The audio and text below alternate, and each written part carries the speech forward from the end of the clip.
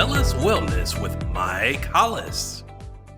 Hey, welcome everybody for my very first ever podcast. I'm going to be doing the first one solo, and of course I'll have guests as we go. But this is just kind of a first time go, and we're going to see how it rolls. But I definitely I want to share my passion with regards to just where I came from and what I'm up to now, and just kind of give you an insight of the inside of Mike Hollis's brain and where he is every single day and what he is doing and just where my passion lies.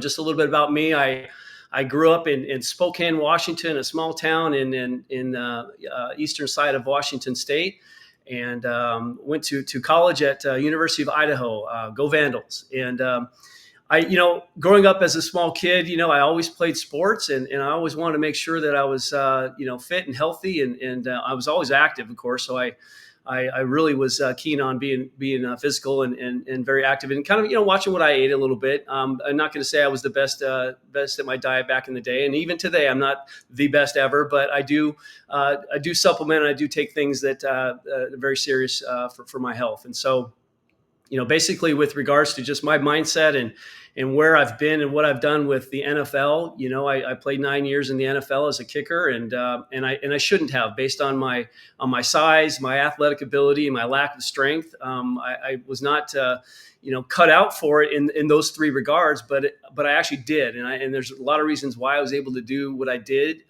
at that level, the highest level of football in the world, and I'm very proud of that. But with regards to just, moving forward and joining the real world, as I did after I retired years ago, maybe 20 something years ago, I'm basically, now, I was getting paid a lot of money for playing a football game. And when I retired, it was now to become a grown up and a big boy. So I had to put my big boy pants on. Even though my big boy pants were on playing football, it's very stressful and at the highest level of football, the expectation level is pretty high. So I've dealt with a lot of ups and downs throughout my entire life, and I just want to share my passion, share my experiences, because I know that there's been a lot of things that I've been able to do that I was not really aware that I was able to do. And so we all, no matter who you are, we are all much more capable of what we think we are. It's all a mindset. It's a lifestyle change. It's you just being you and following your passion in everything that you do. And, I believe that I was put on this earth to help people. And, that's what I really want to do. I really want to make sure that people have the same opportunities that I did and make them aware that there is opportunity. A lot of people get a little discouraged thinking there's no opportunity for them. They're not going to be successful at whatever they're doing. But I'm here to tell you that there are ways to become successful. It's just about your mindset and how you think about things. So with that said, I'm gonna pass it off to a word from our sponsor, and then we'll get right into the nuts and bolts of Mike Hollis and inside his brain. At 3, we want to give you the true health benefits that you're paying for, something you can feel and see a difference quickly. Each product is packed with powerful plant-based nutrients that are combined through a proprietary curation process and then infused with innovative cellular absorption technologies to ensure the nutrients absorb into the cells for maximum wellness. The quality and effectiveness of our life-changing products is evident by their approval to be included in the well-known Prescriber's Digital Reference, or PDR. The PDR has been a valuable resource to the medical doctors and providers in the healthcare community for decades. Our products are GMO-free, clinically studied, and third-party tested, all designed to support health and proactive wellness for everyone.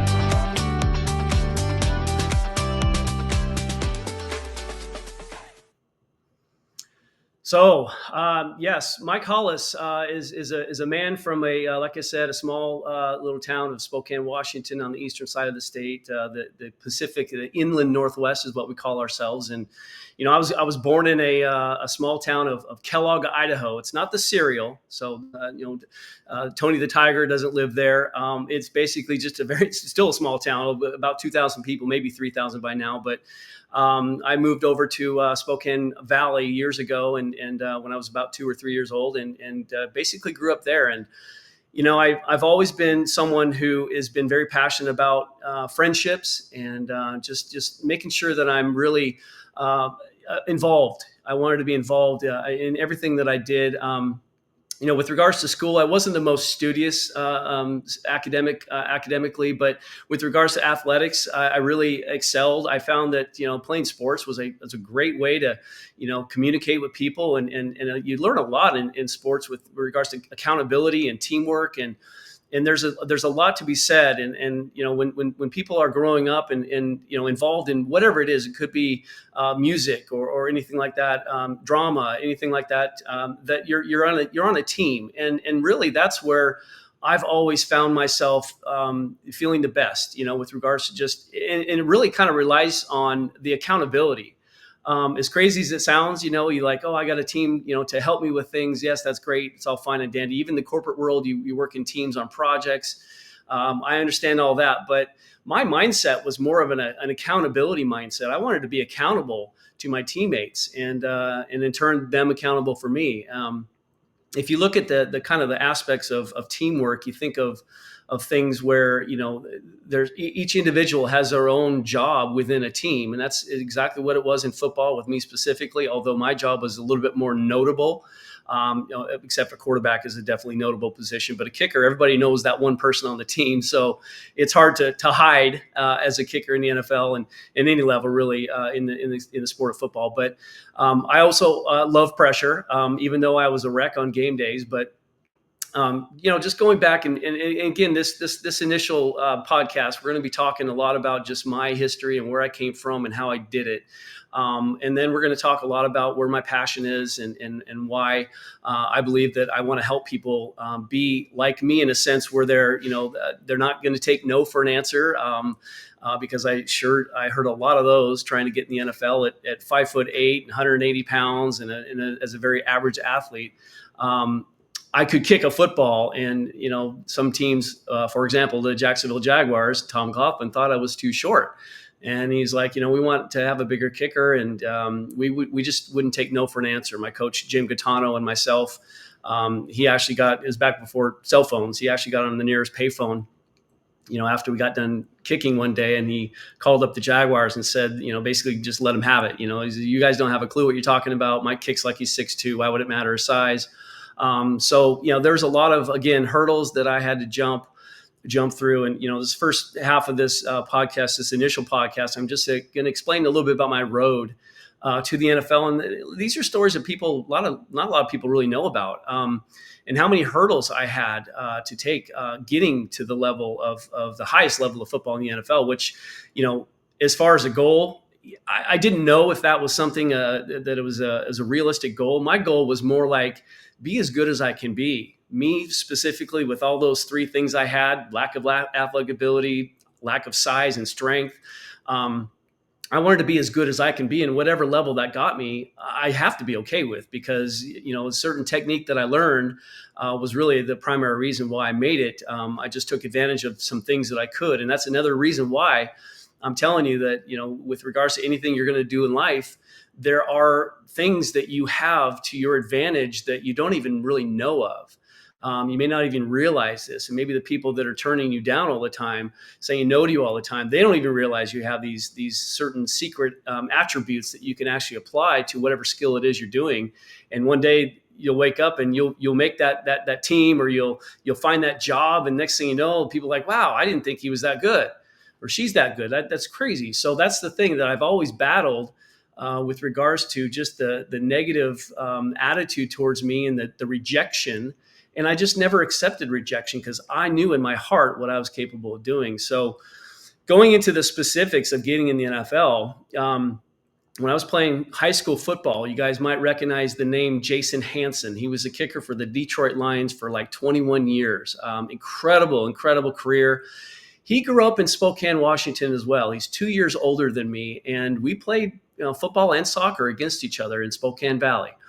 Spokane in general, because he went to Meade High School, which was on the north side. So I was able to play against a guy like that. And even back then, people knew who Jason Hanson was. And then he went on to, go to school at Washington State, and, obviously on a full scholarship and all that. And then he gets drafted to the Detroit Lions. And going back to my high school days, Jason had a brother by the name of Travis. Okay, so Travis was also a kicker at Meade High School. Well, Travis was my age. And so Travis and I were kind of the two top guys in the Greater Spokane League at the time. And when it was all said and done, both of our senior years, we graduated the same exact year. I was better. I was ranked the number one kicker in the Greater Spokane League, and Travis was the number two kicker. But guess what? With my size and colleges who just overlooked me, figuratively and literally, overlooked me.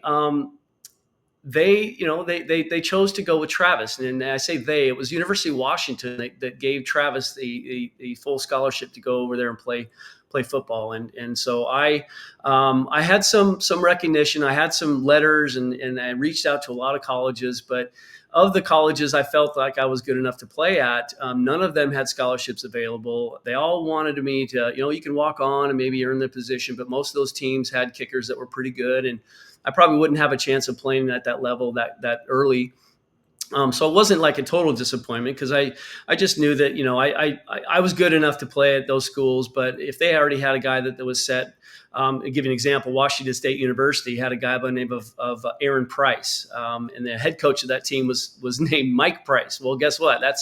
Aaron was Mike Price's son, so clearly he's going to be the kicker for Washington State University. And so I knew that one school was out of the picture. And in Idaho had a guy that was pretty good.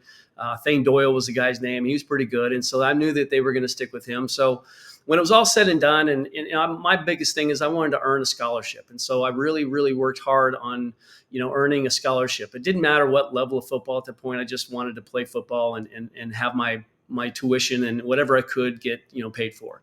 So I went to a couple of junior colleges in the Washington State area. I went to Walla Walla Community College and also Wenatchee Valley College. Walla Walla is where Drew Bledsoe is from, by the way, for you football fanatics out there. I actually committed to Wenatchee Valley College. And so I played for the Wenatchee Valley Knights for the last 2 years of their actual football program. As soon as I was, the second year when I finished the season, they had actually dropped their football program. So I was on the very last team of that school's existence. And so, my first couple of years in junior college, I was pretty good. I was a blue chip All-American my first year, and as a freshman and a sophomore, I was still pretty good. I didn't get that status again, but when I finished my 2 years of junior college, I got my AA degree and everything, and now I was really back in the same boat as I was 2 years prior to that. So here I am trying to find a place to go. And it was exactly like it was when I was coming out of high school. And so it was discouraging. Yes, don't get me wrong. But again, I knew what my abilities were, and I wanted to play really bad because I really enjoyed it. And I knew that this was a big passion of mine. And so, long story short, in the college world, John L. Smith, the head coach of the University of Idaho Vandals, out of the blue gave me a call. And he had said that they had recruited a transfer kicker from Michigan State. He was one of the Van Horn brothers. Kendall Van Horn was his name, and so he was a good kicker, really good kicker. Apparently, of course, before they reached out to me, Kendall wasn't doing as good as he could have been doing, and that's why they reached out to me, is because they weren't really sold on him yet. And John L. Smith just gave it to me straight up. He said, "Listen, we have a scholarship that we plan on giving Kendall, but with regards to our thought process now, we're not really sure if he's going to be our guy, and we want you to come in and compete with him, and either one of you guys could earn the scholarship. It's up in the air for both of you, either one of you." And so, University of Idaho was only about 75 miles, a little, south east, just a smidge east, because Spokane's right there on the Idaho border. So I went, 75 miles south, about an hour and a half down through the Palouse. Again, for those who know a little bit about the Palouse in the Northwest. Washington State University is 8 miles away from the University of Idaho. I actually lived on campus my first year at Washington State University when I went to school at Idaho. I just drove 8 miles to school every day. for practice and classes, of course. So getting into University of Idaho, as a risk. And of course they have a dome. So that was another thing that's, kickers really like, we're in the Northwest, it does snow, it gets cold. And really the idea really as a kicker is you want to, play in some good conditions. It's tough to play in the outdoor field conditions where it's snowing and raining and really cold. But so I chose to go to Idaho. I accepted his challenge, we'll call it. And eventually beat out Kendall and won that scholarship, and played 2 years at the University of Idaho. And in all honesty, I wasn't that great of a kicker. I mean, my stats were not great. Okay, I'll be flat out honest with you. Is one thing you're going to learn about me on this podcast. I'm an incredibly transparent person. I'm not holding anything back because my philosophy is you got to be real. You got to be real, and it's okay because we all have failures. We all will fail at some point at many points if we, depending on what we're doing. So I went to the University of Idaho, played 2 years there. Again, I attempted a lot of long field goals. I had a good leg. My kickoffs were pretty good. I was kicking the ball pretty well, a lot of touchbacks. I think I still hold a record for the most consecutive extra points at the school at 96, I believe. In the 2 years I was there, I made all 77, I believe, my senior year. We were really good. We put up a lot of points, and I was getting a lot of kicking. And so I was able to showcase my skills. But University of Idaho was a 1AA, Division 1AA school. So essentially it's FBS or FCS, I'm sorry. So FCS nowadays is essentially the same thing as Division 1AA. And with regards to, getting, the next level exposure, the only two higher levels at the time, there really wasn't even arena football at the time. So I had two options, the NFL or the CFL, the Canadian Football League. Clearly, I wanted to see if I could, get an opportunity to play in the NFL levels. And so I was able to get some again, letters and some recruiting. And again, kind of back in the same boat I was 2 times already. Coming out of high school, no one was looking at me. I was, they had some interest, but I'll just, and then coming out of my junior college, the same thing. Well, some teams had some interest. Wow, walk on, see what you can do. And I felt like I was deserving of at least a scholarship. And so I kind of treated the NFL as that opportunity as well. And fortunately, I was able to get a position. My first couple workouts, I worked out for the Vikings. They came to watch me in Idaho, and I kicked for the scout in there in the dome there. And then after the draft, I knew I wasn't going to get drafted. First off, I'm a kicker. Second off, I'm from a 1AA school. So, I didn't have a lot of leverage. The NFL was not knocking on my door. So I knew I was not going to get drafted. So immediately after the draft, Coach John L. Smith gave me a call, and he said, hey, the Atlanta Falcons want to fly you into Atlanta and have you work out. So I'm like, oh my gosh, this is awesome. I get to go to the East Coast, never been to the East Coast. I get to work out for an NFL team on their campus, essentially. And so I did. And Norm Johnson was the kicker at the time. And there was 5 of us working out to be a kicker for the Falcons, Atlanta Falcons.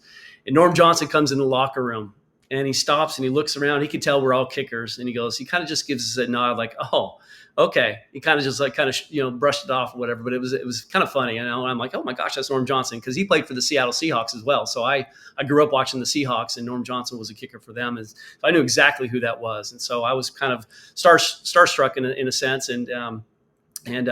so anyways, we get into the tryout, and of the 5 kickers, one guy, Todd Peterson, did the best. And again, I was flat out honest. I didn't kick off real well. My field goals were okay, but they signed Todd Peterson. I was happy for him. He did the best. He earned it. He deserved it. So moving forward, the very next weekend, I got another call from John L. Smith and said, hey, the San Diego Chargers want to fly you down.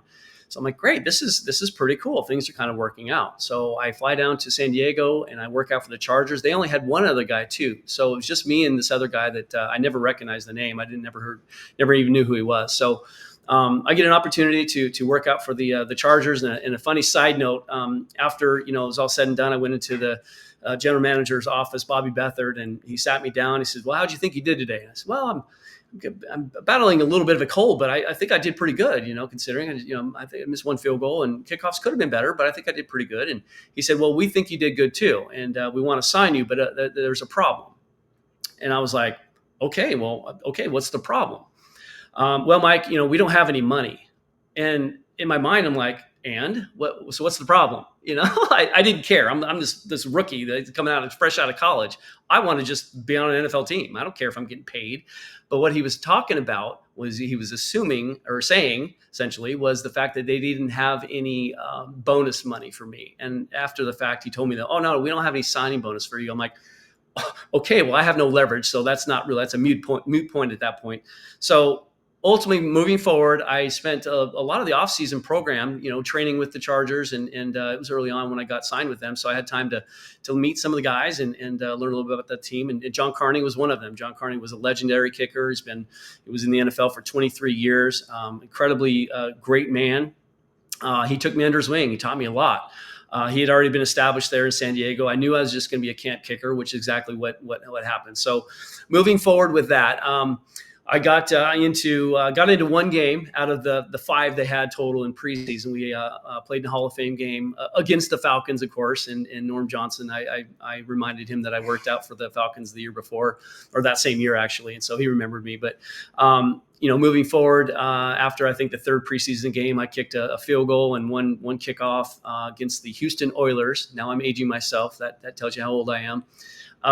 So with regards to that, they did release me, but I stuck around for another week because John Carney and Darren Bennett wanted me to stick around.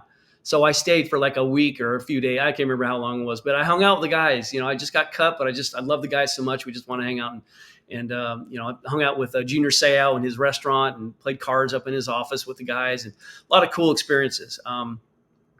After that, this is where it gets a little tricky because at the time I got cut, Bobby Beathard, the general manager, and my agent at the time both told me, don't enroll in school this next semester because, I know that you still have some more classes to go and maybe an internship, but don't do that because the World League, the NFL Europe essentially was starting up again, and we're going to enter you in the draft, and I know that you're going to get drafted.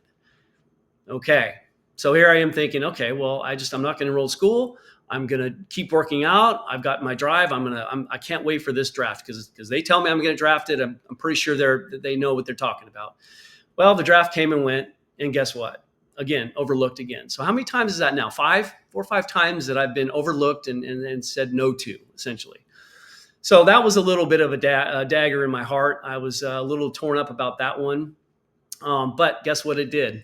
It lit a fire under me, and it is added fuel to my fire already. So I essentially ran with that. That was my incentive for actually making an NFL roster at some point in my life, was the fact that I've been denied so many dang times.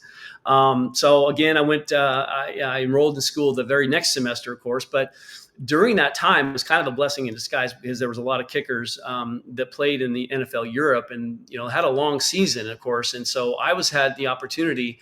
I had a guy by the name of Eddie Howard, who was on my team in Idaho, who was a punter, who was a year below me. And I, went back to school, of course, after getting cut and all that.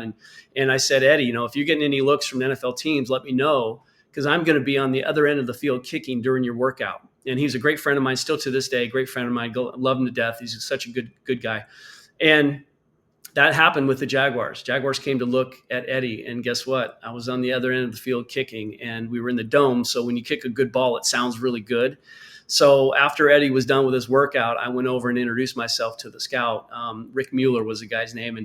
And he said, yeah, I saw you kick. You look like you're pretty good. And I'd mentioned I was with the Chargers and all that. And so long story short, after that happened, I had an opportunity that the Jaguars wanted to get some film on me. And so I sent the film in, and actually the Chargers were actually wanting me to come back. And John Carney had gone to the Pro Bowl that year. And of course, if he was sitting right here next to me, he'd say Mike, you pushed me enough to make me a better kicker. And that's why I went to the Pro Bowl. And he's told me that personally. So I feel honored to hear that from a guy like that. But, going back to San Diego against a Pro Bowl guy, my odds were not good at making a team. So I told Bobby Beathard, I said, listen, can you give me a couple of weeks? The Jaguars have an interest. And by then, my agent was talking kind of back and forth, and it kind of stopped, and there was nothing happening for a good week or so or more. And finally, I had a conversation with my family on a Sunday night, and I told them, Monday morning I'm going to call the Chargers and go back. I can't lose another opportunity to get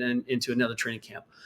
Well, that Monday morning, actually, yes, the phone rings. it's not the Chargers, it's actually the Jaguars. And, and I'd worked out for Rick Mueller on another note in Central Washington. We met halfway, and this was after Tom Coughlin said I was too short, and he basically talked him into working me out one time. And then that's when the pause happened. And so I get on the phone with them, and they say, hey, Coach Coughlin wants to fly you in. We want to see you kick in first person. We want to see you live in Jacksonville kicking for us. And I was like, oh my gosh, this is so cool. So they flew me in on a Tuesday. I worked out on a Wednesday. I was the only kicker. So I knew that if I just did well, that I would be signed, hopefully. And that happened. So I even got a $5,000 signing bonus at the time. I had no leverage. I was honored to even get that much money. And I just had my first child, Mason, was born about 2 weeks after the time that I had signed with the Jaguars. So that was my road, essentially. There's probably a lot more missing pieces. I don't want to bore you to death, but there's a lot of things that I went through as far as a hurdle and hurdles and just so many things that were really daggers that I could have given up at any time. And I didn't, because I knew my worth. I knew what I was worth. I had witnessed it myself. I lived it firsthand, clearly. I knew that I was very comparable to NFL kickers, and I got that opportunity. Thank you from the bottom of my heart, for Tom Coughlin taking a risk and a chance on me. And then, of course, when I got into camp with the Jaguars, I beat out Scott Sisson, who was a veteran at the time, great dude too. So a lot of great experiences getting into the NFL. Heck of a road. But the rest is history, obviously. And here's a little side note as well. When I was told that I made the team, we call him the Grim Reaper. It's a player personnel guy that comes through the locker room and tells you whether you made the team or not, basically saying, Coach Coughlin wants to see you in his office, bring your playbook. That's code for your cut. He came right next to me. Scott Sisson, Jimmy Smith was sitting right there as well. And he looked at us and he said, Scott, go see Tom Coughlin, and bring your playbook. And I was like, oh my gosh. I just made the NFL. I just literally, that was a eye opener for me. That was real. And if you ask me how long I was excited, my honest truth, about 10 seconds, because I had really made the NFL officially, but that challenge was now done. Okay. So I made a goal, if you want to call that a goal. My goal was to play at the highest levels, as possibly I could. And that was, of course, the highest level. And I made it. Well, 10 seconds into that, I thought, well, crap, what do I do now? Well, I'm not just going to coast and just, be complacent. So I knew that I had to work even harder to maintain, my job and keep my job. And, of course, I missed my very first kick as a Jacksonville Jaguar. So I'm off to a great start. But then my next kick was actually the first points in Jacksonville franchise history. So, I made that short field goal. And then, finishing off that first year, I was like 20 of 27, not the greatest year. So I was hopeful to get another contract and come back, which they did honor that and another 1 year minimum deal. And my next year I was like 30 of 36 and I was alternate to the Pro Bowl. So I knew that if I can just keep this going and maintain this, I'll be good. And I played for 9 years and, led the NFL in scoring and, kicked a 59-yard field goal in the game in one preseason game. And I was once the most accurate kicker in NFL history. And I say all those things not to impress you. I say all these things to impress upon you that anything is possible. I was officially 5'7". I don't even like to say that because I like to say I'm 5'8", 5'7", 180 pounds, and a very average athlete. And I was able to do things as good or better than a lot of the kickers at the time that I was competing against, whether they were guys came in for camp or guys that I was kind of competing against on the other team we were playing against. And so I'm very proud of that. I'm very honored that I had that opportunity. But that really leads me into my next point as far as what it took to get to that level. A lot of perseverance and a lot of dedication, sweat, blood, and tears, all that jazz you probably all heard before. But it was a lifestyle. It was, stretching, running. I won't say lifting a lot because I'm not a big fan of lifting a lot of weight. I do lift and maintain. I don't want to get bulky and big and it's not good for my kicking. So all those things I had to do. Lifestyle change with regards to nutrition. Again, I wasn't always the greatest, but I always paid attention because I knew that, my body would be affected by what I put in it. And, that old adage is they say that you are what you eat. That is true to some sense, but when I'm shifting gears here and talking about what I'm up to next, that adage is not necessarily true, because I believe we are what we absorb. And so all this time I've been retired, I've dabbled in a bunch of different things, and I got to say that, you know, even when I was playing football and even after I retired, I had a lot of companies. They were a lot of supplement companies or nutritional product companies that would always, you know, Metrics was one of them. They always wanted an endorsement. They wanted me to endorse or support their products. Some direct sales companies with their supplements and nutritional products. Of course, I'm an open-minded person, and so I usually say, sure, yeah, I'd love to try it, you know. And I can honestly say that none of them really worked, and it goes back to that absorption. And now, you know, rewind a couple of years, less than 2 years ago, I was introduced to a company called 3, and they were brand new. February 20th of 2023 is when they actually opened the doors for business, and I joined the company about a month into that, and the products that they have, of course, I did it again. I'll say, yeah, sure, I'll try the products. I'm definitely interested in health and wellness and proactive wellness ultimately, and I want to stay away from the doctor. I don't want to see doctors. And if you think about it, in reality, doctors are really meant to be reactive. They are there to treat problems after they persist. Now, I understand if you break a bone or if you have, you know, back issues like I did. I've had 4 back surgeries during my NFL career. That was not fun. I got a staph infection from one of them in my spine. I definitely could have died. After the fact, they told me, like, yeah, it was one of the most deadly staph infections you could ever have, and it was in your spine. I'm like, well, thank you. The rehab from that was torture. It was not fun, but here I am. But ultimately, with regards to just, you know, that mindset of being proactive and not wanting to see the doctor, and that's really where I think our society is backwards. We've become so addicted to just reaching out or having a doctor prescribe something to help a problem that we already have. Well, why don't you look back and see, why do you have that problem? We have to understand, I'm a reverse engineer by heart. Okay. Even with my kicking, I own a kicking academy. I've had it for 18 years. That's another huge passion of mine. Proform kicking. I do a lot of stuff with that. And when I'm looking at the technique and analyzing things, when I'm coaching, I go backwards, and there's a cause and effect. And so you have to find the root cause of the problems that happen later on in the approach. For example, within the kick itself, there's certain things that cause certain issues, and you got to go back to the root of the actual problem that gives you those extra problems towards the end of the kick itself. Well, that's exactly what I'm talking about with proactive wellness. Okay, if you can find ways to avoid all these problems and be proactive about your health and stay away from the doctors, that's what I want to do, and I want to help people understand that concept. Unfortunately, if you look back in history, big pharma was really kind of, you know, when they first started making, you know, medicinal, like medicines and remedies, that's what they called them back then. They were all from natural resources, plants, right? Things like that. They were just given to us we didn't have the technology to simulate things or make things synthetically, which we do now. And that's the reason why big pharma is not natural product anymore. It's all a bunch of synthetic chemicals that they've made on a cheap level. Okay, so because, you know, years ago, I think it was around in the 60s, they discovered that they could actually start creating vitamins or synthetically making vitamins. They thought, well, let's just do that instead of getting the vitamins from the plants.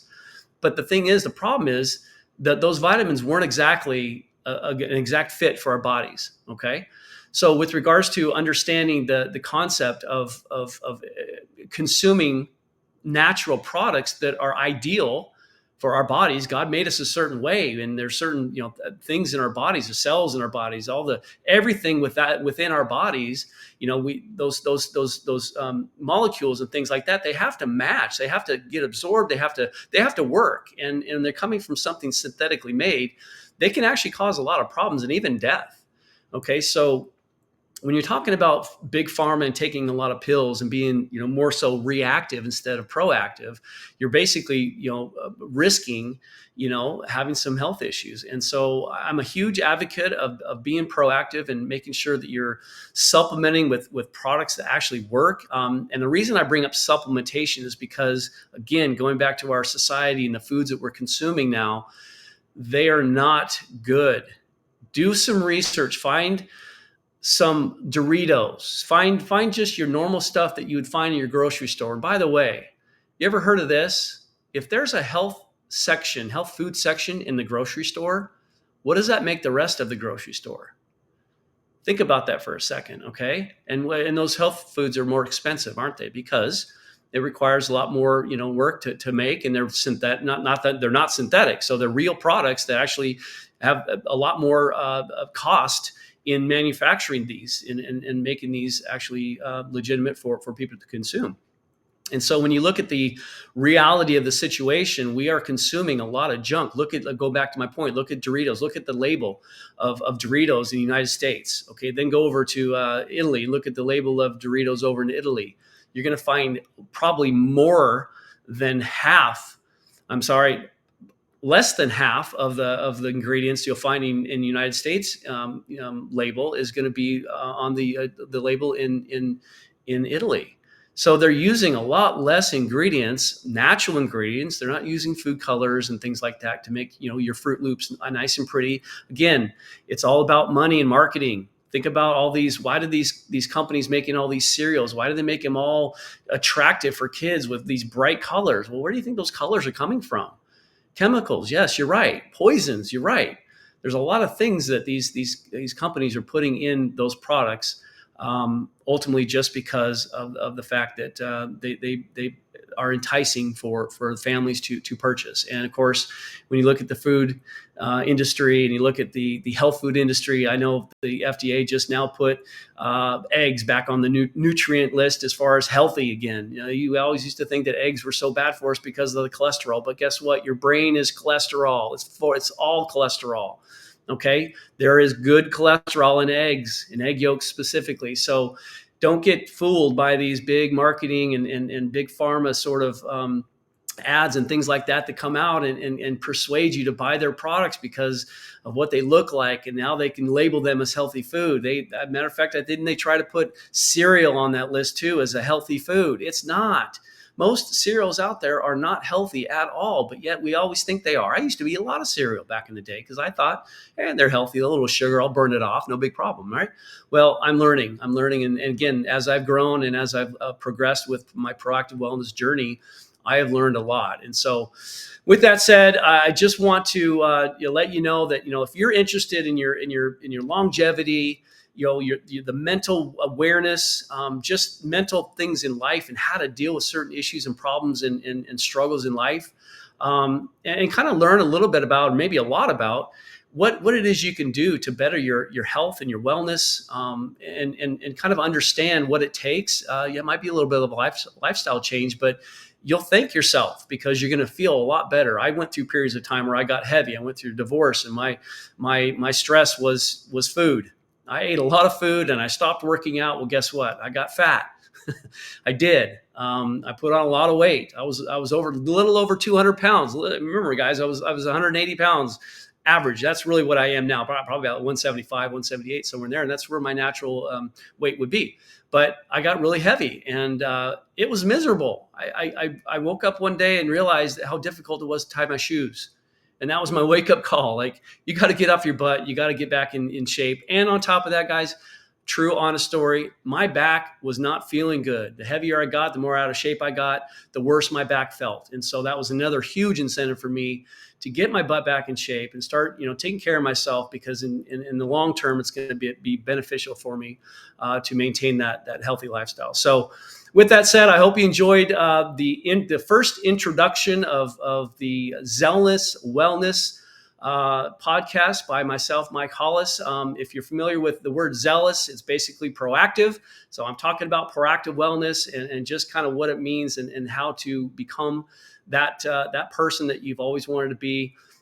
It's never going to be easy, but once you get into the mindset of that, change your mindset. That's the whole mental side I'm gonna be discussing in a lot of these podcasts, is how to deal with things that you don't think you're capable of doing. Because believe me, I've gave you many examples of all the things that I've dealt with that I didn't think I was capable of doing, but a higher strength inside me said, you're a fool if you believe that. So again, I want to end it with this, is mentioning that we are all incredibly capable of doing so much more than we think we can do. That is a huge mindset. As long as you just have the ability to understand that you are capable of those things, and understand also that we all fail. I never was 100% on all my field goals. I've failed in a lot of things in life, but that's not going to stop me from growing. They always talk about failure is a learning experience. Use your failures to learn and grow from. And that's really, I mean, it's not rocket science. It's you probably heard all that before, but I'm living proof, and I'm going to get into the deep mental side of how to really control that and change your mindset, because the lifestyle change does require a little bit of a mindset change as well. And so I hope you enjoyed the information, and I promise you there's going to be a lot more as we go, and we're going to talk a lot about proactive wellness. We're going to talk some football. I will have guests later on in all different aspects of life, whether it's food, nutrition, water, football, sports, anything that is relatable to mindset. Olympic people, maybe we'll get some people like that on, but I'm definitely looking forward to sharing my experiences with Zealous Wellness. And thank you again for joining me on my very first podcast. We'll see you next week at 5:30 Eastern time. Have a good night. Thank you for watching Zealous Wellness with Mike Hollis. Please like, comment, share, and subscribe. See you next time.